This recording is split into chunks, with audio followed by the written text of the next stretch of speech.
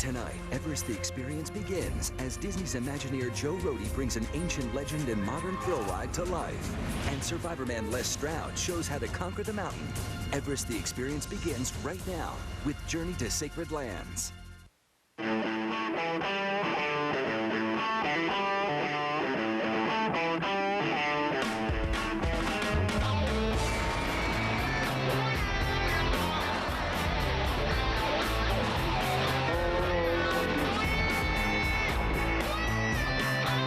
I'm Joe Rohde, and I love to travel, especially in the wild and remote parts of the world. In 2001, I started a huge project that combined this love of extreme travel with my regular job as Chief Imagineer for Disney's Animal Kingdom. Imagineers are storytellers, and what we do is to write, but instead of writing with words, we write with the objects that we design. And there's just an old saying that says, write what you know. And in my case, that means the mountains of the Himalayas. I've been traveling there for over 20 years, and I can't think of anywhere more exciting. I've been through a lot of the Himalayas, and everywhere I go, one story comes up again and again. The legend of the Yeti. Some people think of it as a real animal, something that comes down out of the forest and eats their yak. They grab the yak by the horns and blam, opens up its head and eats a brain. Some people think of it as this guardian of the forbidden reaches of the Himalayas, this legendary figure. This role of the Yeti as a protector of the natural world falls right in line with the kind of stories we want to tell here. And that got us all thinking, maybe we could do something where we told the story of the Yeti. Maybe we could build our own forbidden mountain. So we just did. It's called Expedition Everest, and I'm going to take you on an expedition of my own to the people and places that inspired it, and on the trail of the mythical Yeti, in a journey to sacred lands. We do real research, we go to real places, talk to real people so that we can create a place with as much authenticity as possible. And to do that, to make this place here, we had to come here. The premise of Expedition Everest is that we, the guests, we are Expedition Everest. We're trying to get to Mount Everest. To do that, we need to go through this forbidden mountain range, which is the domain of the Yeti. Creating that would take a whole team of Disney Imagineers, plus scientists from Conservation International. We're passing the highest places on planet Earth. We're having a fantastic adventure. We would travel over 1,000 miles from west to east through lands considered sacred by the people who live there, researching their culture and legends so that we could bring it all back to Walt Disney World in Florida. Our guests are going to board these little tiny trains like the Darjeeling tea train that takes people up into the Himalayas through the tea plantations, and they're going to journey up into the mountains past waterfalls and this ruined old fortress that guards the mountain, higher still to the glaciers and the snow peaks, and into the realm of the Yeti. When you get up here, you see that the whole track's been completely destroyed by the Yeti. He's torn it all apart. And you know it's the Yeti because there's these footprints that go off mysteriously through the snow. You hear the distant cry of this animal somewhere in the mountains, and then you drop into the mountain, into darkness, spinning around and escaping from the Yeti. And that's the big adventure.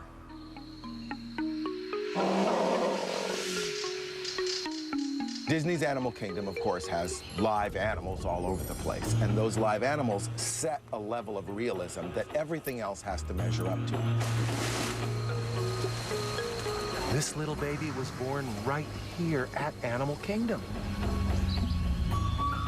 So the architecture that you see here has this very, very real look to it. So that when other people come, when our guests come, they don't just see something that looks authentic, they can kind of feel something. These prayer flags, which add so much animation, very, very important detail. And these Mani walls, you see these everywhere in the Himalayas. So it was clear, if we were going to build a place, we needed to see a place. We needed to go to the Himalayas, and first to Nepal. When you think of the Yeti, you think of Nepal. Expedition Everest starts here, among the tallest mountains in the world. And when you see the remote valleys and the dense jungles and the steep ridges, you can believe that somewhere out there still lives the creature known to us as the Yeti. Our journey will take us not just in search of Yeti stories, but also the culture and architecture of the people who've been telling those stories through the generations. We'll be traveling on everything from horses to helicopters. We'll have to cope with landslides and washed-out tracks to reach the most remote villages. We'll be talking to Buddhist lamas and mountain people to hear their accounts of the Yeti, and checking out the incredible Tibetan architecture that we'll be incorporating into our ride in Florida. And where better to start than Kathmandu, gateway to the greatest mountain range on Earth. I've come for many, many years to Nepal, love the country. It's a wonderfully diverse country, and there's tremendous inspiration here for the work that we're trying to do. So everywhere we look, we see something that we can use, that we can incorporate somehow into our telling of this story. At Disney's Animal Kingdom, we want you to feel like you're walking around in the real world in a different place. And to capture that realism, we involve craftspeople and vendors from these other countries to make sure that the objects we're creating really, really are real.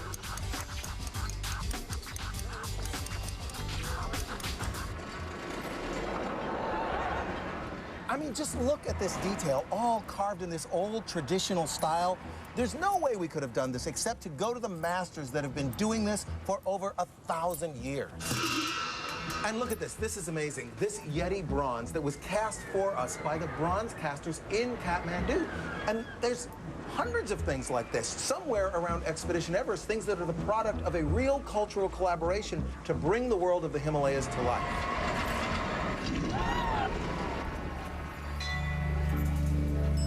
But we're only using so much of what we can get from the Kathmandu Valley. Our real inspiration is up in the highlands where the Tibetan people live. So tomorrow, boom, helicopter, and we're off to Mustang.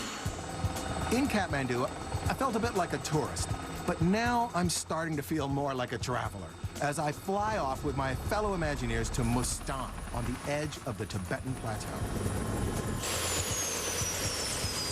But for a few power lines, we could have landed in the Middle Ages, and I couldn't be happier, getting right to the heart of our story.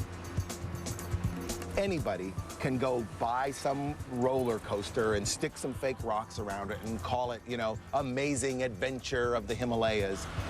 And that's not what we do.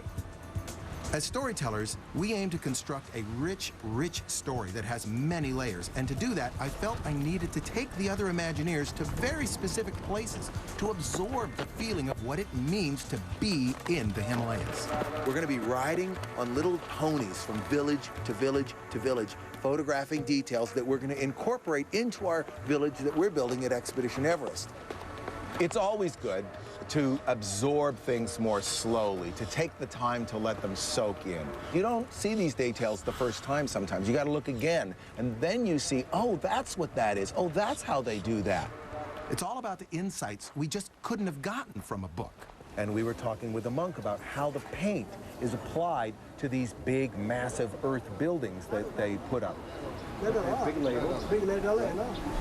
And they don't use brushes, and they didn't, as I thought, sort of whip it up there using some kind of flail. They use these big ladles and pour it down the surface of the building, and that gives the building a very, very particular look.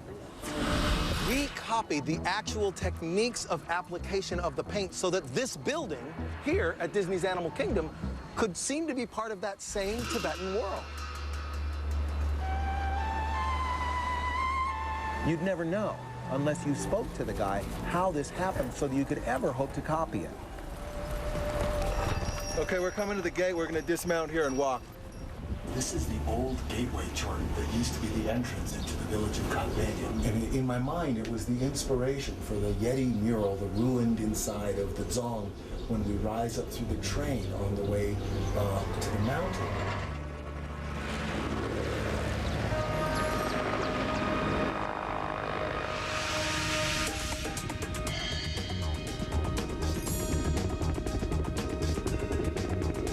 From Mustang, we're airborne again, starting a journey that will eventually take us to one of the most remote corners of China. I'm very, very excited as we head ever closer to what will be one of the highlights of the whole journey, the mountain that inspired our Expedition Everest.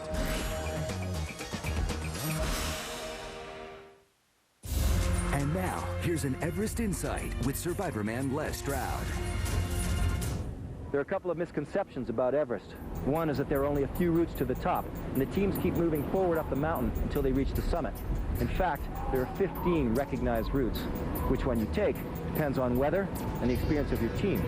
And two, the concept of moving straight up the mountain couldn't be farther from the truth. Here's what a typical summit attempt looks like. With the amount of gear needed to exist at base camp, the team will actually make 3 journeys before finally settling in. As you can see, this leapfrogging effect continues. The only difference is that the further up the mountain the team goes, the less gear comes with them, meaning slightly fewer return trips. Not only does this activity get all the proper equipment and supplies in place, it actually gives your body the needed time to acclimatize to the higher altitudes and the less oxygen in the air. This is not a straight shot up the mountain. By the time any given team is done with their summit attempt, they will have actually climbed Mount Everest at least twice. Then, of course, there's the journey back down. But that's a whole other story. Stay tuned for more from Les Stroud as Expedition Everest Journey to Sacred Lands continues. I'm Joe Rohde, Chief Imagineer for Disney's Animal Kingdom theme park in Florida. And with my fellow Imagineers, I'm traveling the length of the Himalayas to research our new ride, Expedition Everest. As we travel east towards China to research the Yeti legend at the heart of our story, we're about to come face to face with the mountain that inspired us, Mount Everest. Look past me and you see basically the top of the world. Like our own mountain, the top of Everest stands proudly above the peaks that surround it. This is the clearest view we'll get before we sink back down into the deep valleys that run off of its flanks.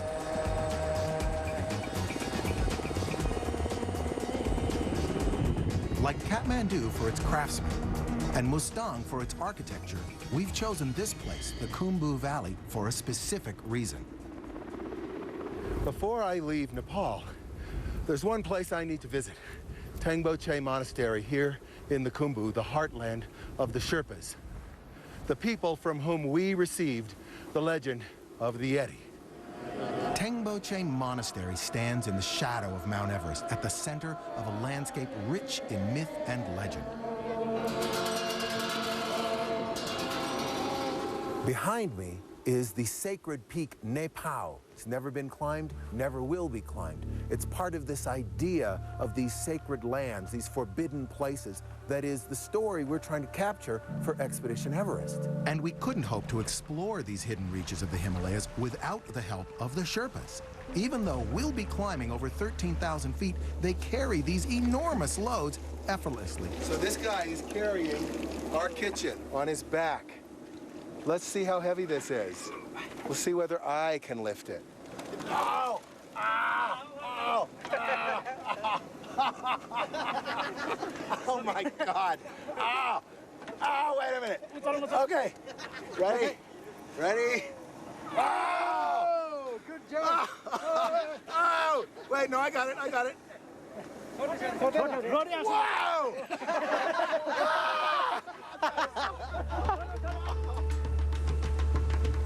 But in addition to their amazing strength and stamina, the Sherpas are the guardians of the myth of the Yeti.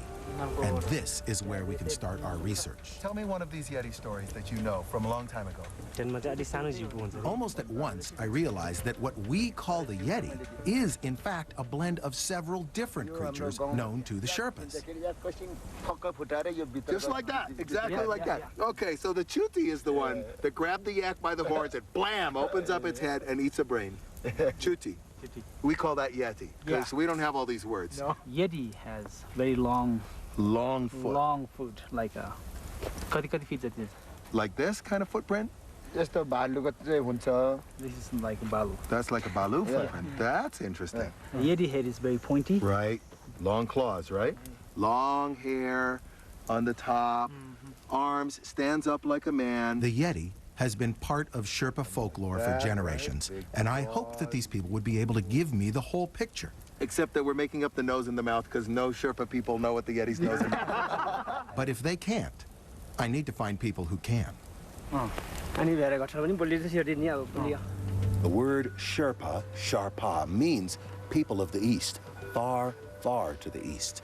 The Sherpa people trace their origins way back to the ancient kingdom of Kham in what is now today Sichuan, and they migrated from there. And when they came, they brought with them the legend of the Yeti. So, our next journey is back to the origins, to southwest China, the ancient kingdom of Kham, what is today Sichuan. It will take us in a huge arc, eventually reaching the Tagong grasslands close to the border of modern-day Tibet. But first, we'll be making for the Buddhist monastery at Dingguo Shan. I've seen pictures and read stories about this Shangri-La location where the Yeti myth has helped to protect the surrounding forest not just for hundreds, but for thousands of years. So the chance to finally show it to my fellow Imagineers and gather inspiration for Expedition Everest will be invaluable. We're heading way off the tourist trail into areas that few foreigners ever see. You can see just the beginning clues that it's going to move into being Tibetan country pretty soon. Little prayer flags, those are our first prayer flags. Great looking. And we're entering the very eastern edge of the legend of the Yeti, and that kind of didn't happen too long ago. That doesn't want to be us, flipped over on the side of the highway. I can't wait to see what lies ahead. I know today's route will eventually peter out into a dirt track that leads to the monastery at Dingguo Shan. But I also know not to pin too much hope on schedules. Slowing down and stacking up. I'd warned everyone that driving here would be, perilous. But now the very mountains we're trying to head for seem to be conspiring to keep us out. Who knows what challenges are going to await us, even if we do manage to get past the mudslide. In the shadows of Mount Everest, a train awaits. But be warned, those attempting to reach the summit must face him.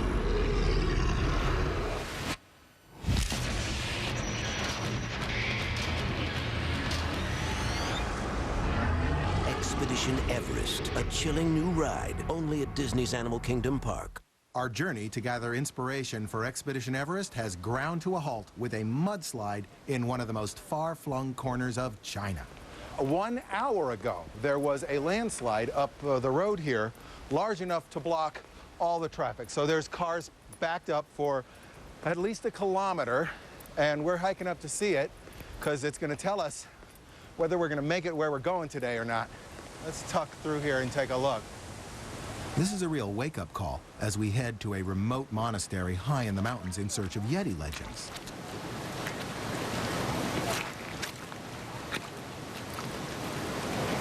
But what I love about places like this is that there's always someone ready to adapt to the situation. I've got no idea where these people came from, as there's no houses for miles around. This is lunch. Everyone's coming getting lunch. There's noodles, there's cookies, there's juice, water, all kinds of cool stuff. And there's this great vehicle, which I totally love, that has all the food on it. This is really a trip. It's very cool.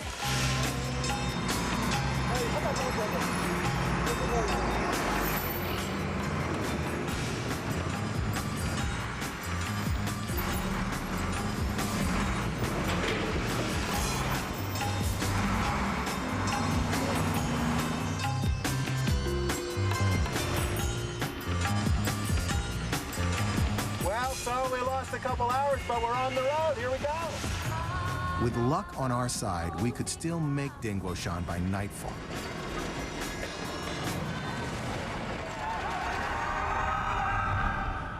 But in these mountains, it always pays to have a backup plan, just in case. As darkness falls, the weather gets worse. I don't mind hardship, but this is getting risky. It's time to make for our fallback accommodation, perched thousands of feet above the valley. There's quite a scary road we need to drive up to get to it.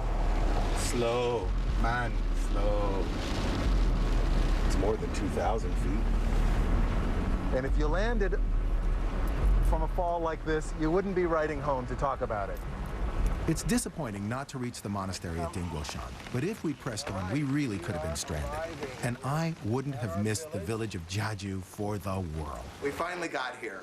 We're in the village. We're in the room where we will eat and probably sleep as well. We're going to sit down. We're going to have a meal. We'll have a party. We will crash. We will wake up in the morning, and we will go back down and head to the monastery. It's great to be here. Boy, we're roughing it now, huh? And we're just suffering in the outback. This is only for 6 people. This is good. I'll just put the rest of it in a doggy bag and take it all the way home to California. But I'm too excited to be nervous. Today, at the end of the day, we'll be at a monastery that commands an area of sacred land that's twice the size of Manhattan. But you wouldn't get this sort of welcome in New York. Here, guys, come on forward, get your katas. This is chaos. Cheers. Cheers. I like the chaos. I like the fact the cars pull up, kablam, everything starts happening. It's a bit like tequila with some smoke in it. It's nice. God only knows when we'll get up the mountain, but it'll be sometime today. I love every minute of this. I'm closing in on a once-in-a-lifetime experience. And the guy getting his feet muddy will turn out to be one of my biggest sources of inspiration. I don't think the Lama should be pushing the tractor alone. His official title is Rinpoche, head Lama. Beneath his modest exterior beats the heart of a true scholar. The Yeti is one of his pet subjects, and he firmly believes that it lives in what he calls the sacred lands surrounding his monastery. Right up here, I see some prayer flags ahead of us. I think we're almost there. Check it out. There it is, Dingguoshan. This is cool.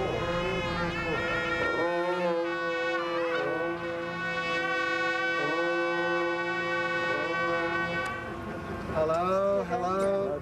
Hasidele. Hasidele.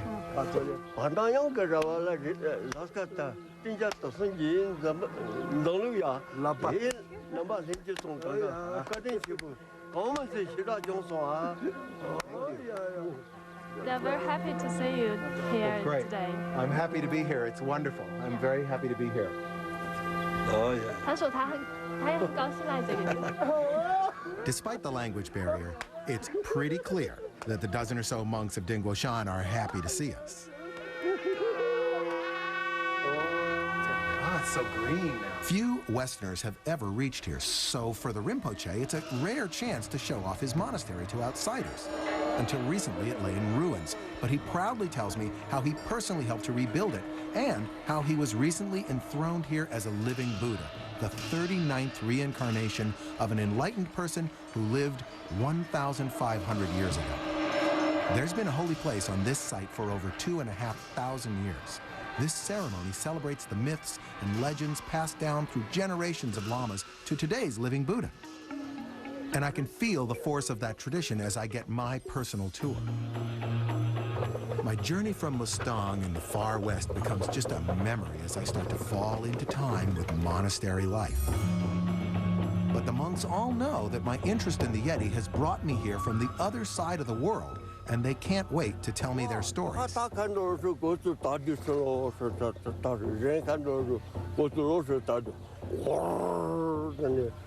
His grandmother saw it over 100 years ago, and it was when she was moving around in the forest looking for pigs that she saw a black object.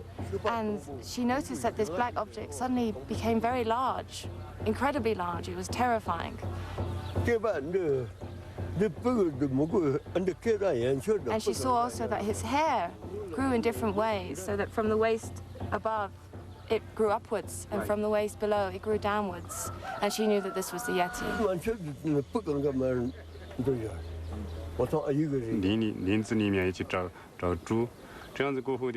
We're translating and then translating and then translating, so all kinds of stuff gets kind of stretched and weird and not exact, right?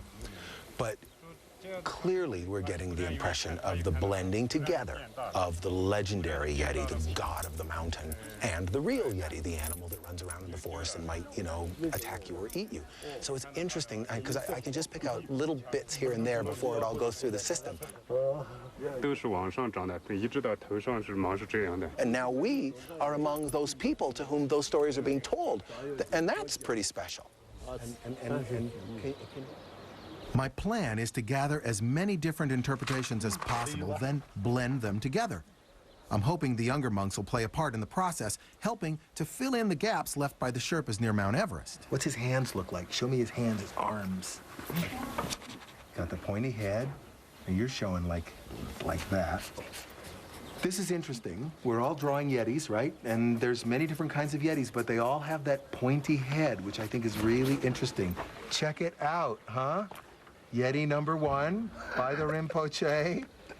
Beautiful environmental detailing, lots of very specific drawing. This is very interesting, and this looks great. This is like a really clear definition of an idea of the Yeti. As I work up my drawings to take home to Florida, I realize that for these people, this isn't a mythical beast. I'm actually drawing an animal that they believe lives within striking distance of the monastery.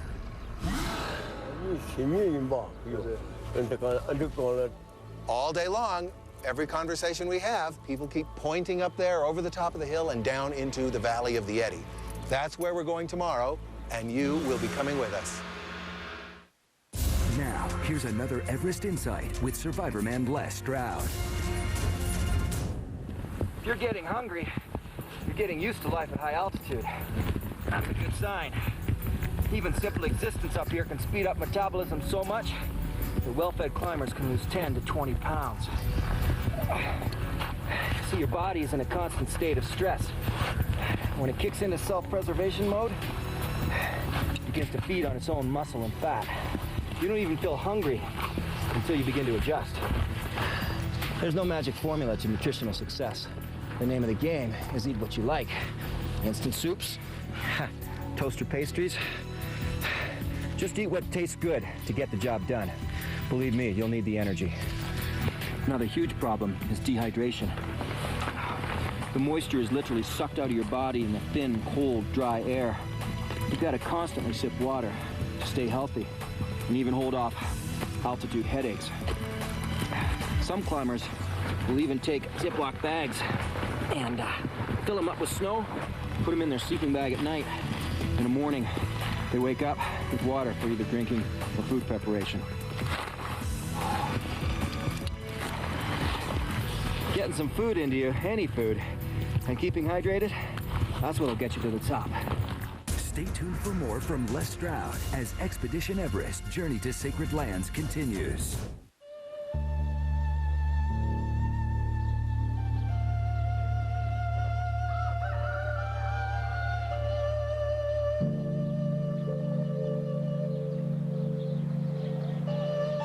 As dawn breaks, we get ready for our trek into the Valley of the Yeti. And you know what? I'm a bit apprehensive.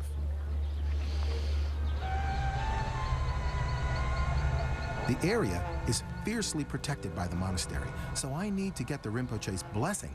But I'm also curious to find out how the Yeti has helped the monks. We know that there is a legend that the Yeti is in these forests around us. Is the Yeti considered to be a protector of the forest? Yes, it is. When the Yeti is seen nearby, it's good for the monastery. We know in 1959 the Yeti disappeared. It just vanished, and that was the time when the monastery was destroyed, along with many others in China. But now the Yeti is back, and the monastery is flourishing, thanks also to a relaxing of restrictions by the Chinese government. It stands at the heart of a vast, pristine forest, an area sacred to Buddhists, which few people dare to enter because of the Yeti. Since 1989, the Yeti has been seen twice, and the old lamas think this is good, because when the Yeti is nearby, its spirit protects the monastery and the sacred lands around it. But the younger monks are afraid of it. They say that the Yeti often comes out in the afternoon, and they're so scared that they never leave the monastery on their own. They only ever go to the forests and valleys that you can see around us in groups of at least 2 people. I can take a hint. So joining me is Dr. Ann Savage, a conservation biologist from Disney's Animal Kingdom, who's here to see how the Yeti myth has helped preserve these sacred lands. There's no one I'd rather go Yeti hunting with, especially in view of the Rinpoche's final comment. When was the last time anyone saw the Yeti? It was in June last year. A woman saw it near the monastery. Oh, last June. Okay. But you should be all right in the daytime, as the Yeti only eats people at night. This is it. Amazing. Valley of the Yeti. As we descend the barely trodden track, the dense tree cover nearly blocks out the sunlight, and the warmth of the day is overcome by a cold chill. For the first time, I can see how the surroundings might have psyched people into thinking they'd seen or heard something. This is spooky. It's really dense vegetation. Oh, but it's so wet and dark and overhung. You definitely expect the Yeti to come jumping out of somewhere. Late in the day, the weather starts to turn threatening. As we return to the monastery for our farewell to the Rinpoche, I start to wonder, are the monks protecting the Yeti myth, or is the Yeti myth protecting them? This is still some of the best food I've had on the whole trip. Hello. So we would like to share some of this with you. We drink it in very small amounts. It's just the tradition. And here's to many great futures for you and Dingguoshan. Thank you. Here we go. Now, typically, if you sit, like, oh my God.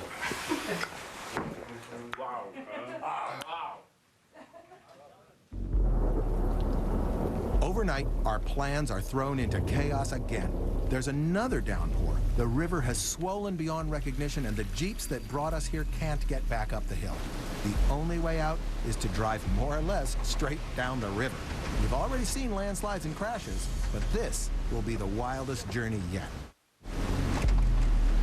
Our journey to research Expedition Everest, the new thrill attraction at Walt Disney World, is pushing us to our limits.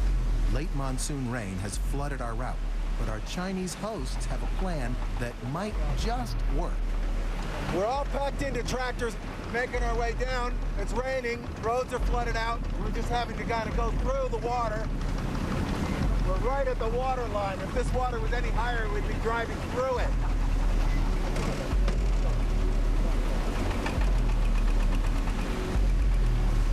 But the tractors are tough, and the horses are tougher still.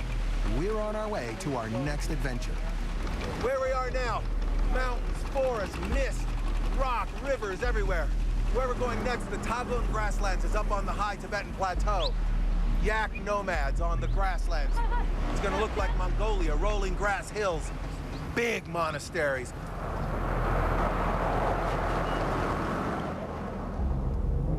At last, our journey in pursuit of the Yeti is taking us closer to the border with present-day Tibet, and higher than anywhere we've been on this journey.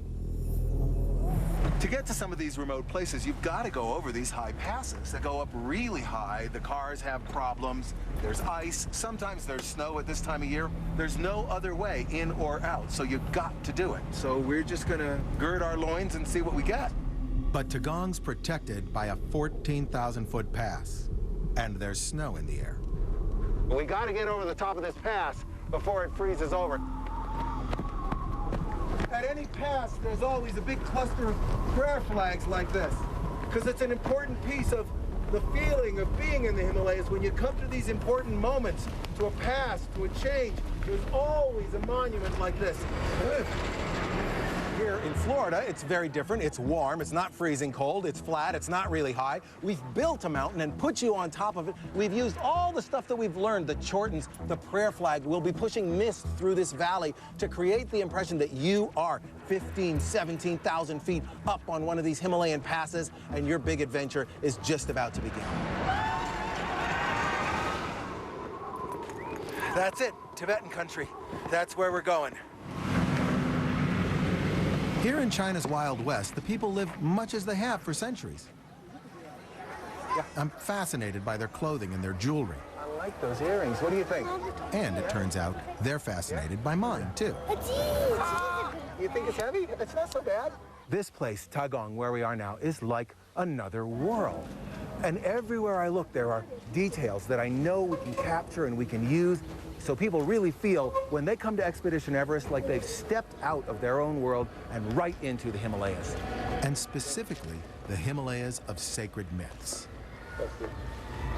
There's all kinds of funny ways in which this idea of sacred landscape is expressed, and one of them is that embodied within the land are beings, right? And one of them is a giant ogress, a giant female earth spirit. And if you look up onto the hill behind the monastery, you can see thousands and thousands of prayer flags, like little pins pinning down this force, right? A little bit like Gulliver in Gulliver's Travels.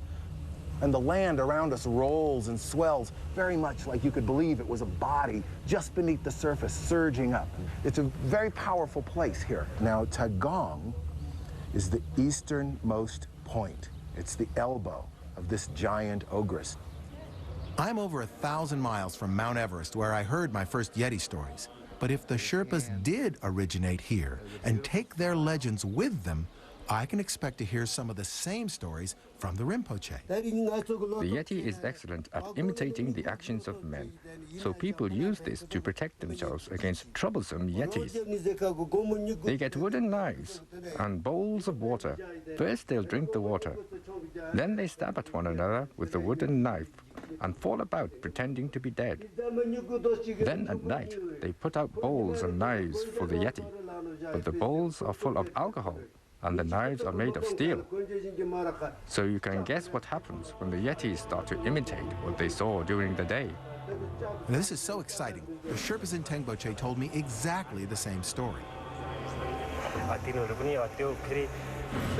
the Yetis do is they watch for the human people, what they're doing during the day.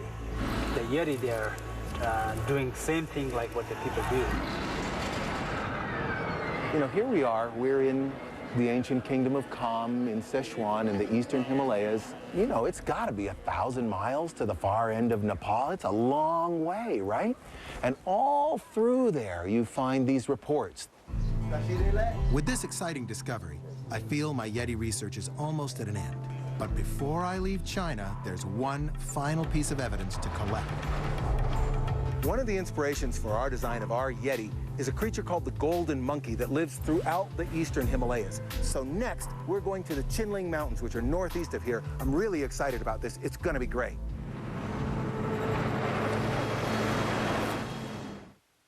Now, here's another Everest Insight with Survivorman Les Stroud.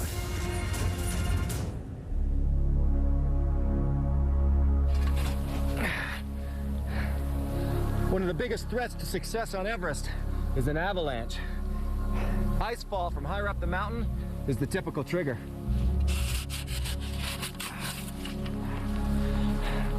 I've been using this probe along the side of the mountain to test for the average depth of the snowpack.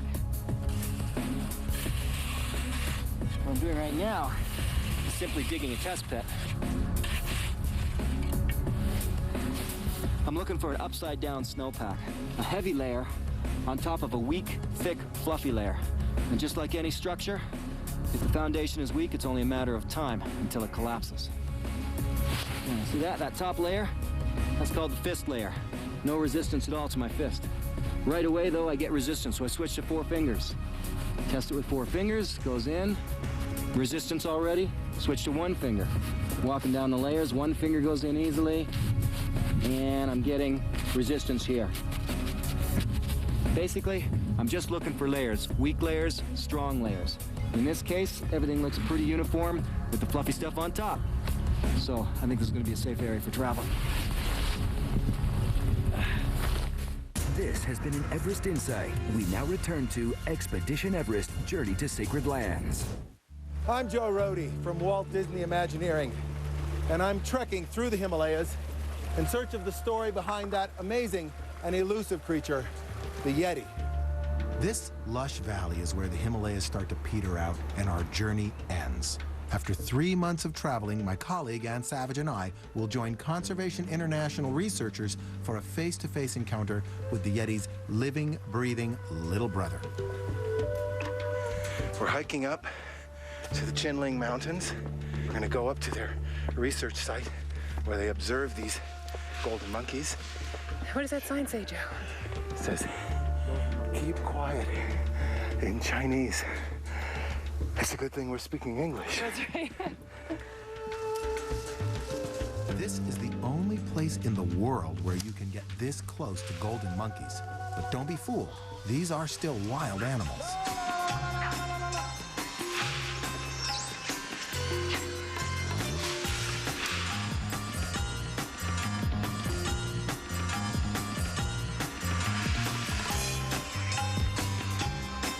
Trying to make a believable Yeti, a Yeti that you can look at and go, that's a real animal. This big male that you see behind me is a perfect inspiration for our Yeti, with his mane of long fur and these strong markings around his face. But having no nose, no tissue to freeze, gives him this creepy kind of skull face look, which is great. Man, they have teeth on them, huge teeth. And those teeth are the reason we're keeping a safe distance. And it's interesting how the color changes. It starts out a little dark on the head, but then you get the beautiful gold, red rust, and then it starts to get a little bit yellow, and then look, almost on the tips, it's very white. Yeah. But look at its cute little Yeti head. This is so important to be able to see an animal that actually lives in the Himalayas. And sort of study it and see what clues you can incorporate to make an animal that you believe in. When you saw it, you go, I believe that.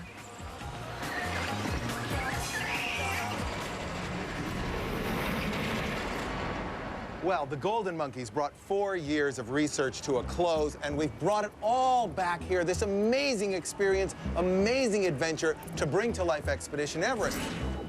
Like I said at the beginning, to build it here, we had to go there. And after my amazing adventure, I'm curious to know whether all that research will convince people that they're having an adventure of their own in another world. It's amazing the place setting that's going on here. You really do feel like you're in another place, another time. You actually feel like you're in Nepal. I'm getting a feel that I'm actually going on an expedition myself. Oh, it's beautiful. It's so amazing. Attention to detail is just unbelievable. Beware, Forbidden Mountain. I want to see the Yeti. Yeah, I want to see the Yeti too. Oh, it looks awesome. I can't wait to ride it. All of that research has combined to create a Yeti that is not only a believable biological creature, but also the guardian of the mountain. And in a second, these guys are going to find out what that really means.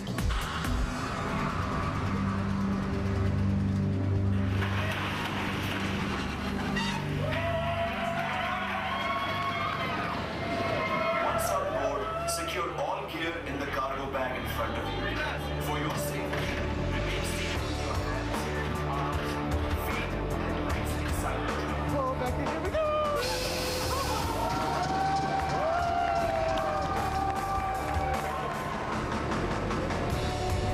Oh, it's huge.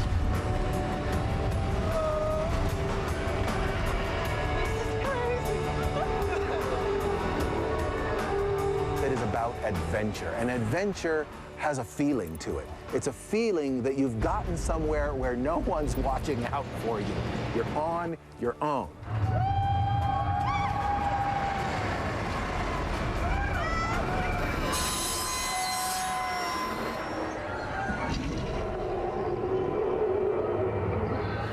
There's no plan.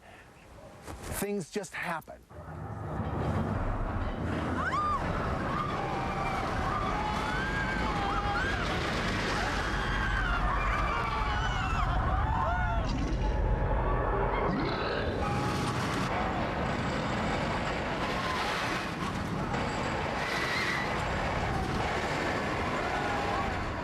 And then you see the real Yeti.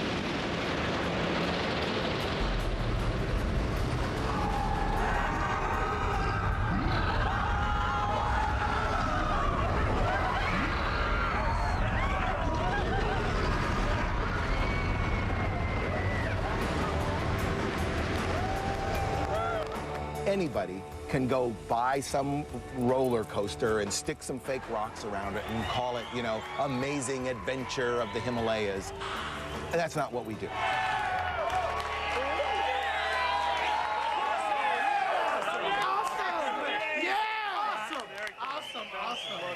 Thank you very much. I'm glad you liked it. I got to ride it myself. I got to go. Let's go this way.